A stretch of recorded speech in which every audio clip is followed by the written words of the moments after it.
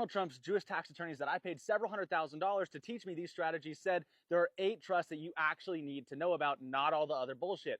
I'm going to distill it down. Here are the 8. You need a dynasty trust, a business holding trust, a charitable remainder trust, revocable living trust, an irrevocable life insurance trust, a deferred sales trust, an intentionally defective grantor trust, and a charitable lead trust. Odds are you probably don't need all 8 of these. They serve different purposes, but you've only ever heard of one of them, which is the revocable living trust. That's a no-no in my book.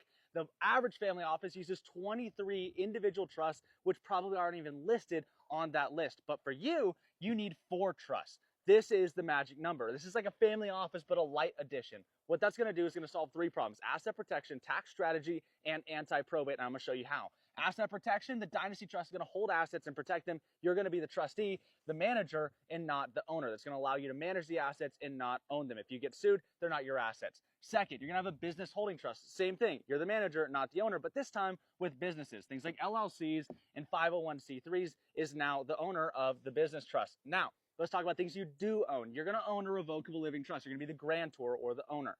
What that's going to do is it's going to allow you to be able to avoid probate entirely. However, it doesn't really help us with a bunch of the asset protection or the tax strategy. What about tax? Let's talk about a charitable remainder trust. Charitable remainder trust, we can go ahead and pass big assets with a capital gain into it and then have minimal disbursements across the time, where then any of the capital gains can be deferred in perpetuity. And when I die, I'm going to go ahead and pass all the income into my own family foundation, a 501c3 owned by the exact same structure, passing it to my family. This is how generational wealth is created, using only 4 trusts instead of 23 and bullshit names. This is the key. If you want to know how to set this up for yourself, comment trust down below and I'll show you how to do it.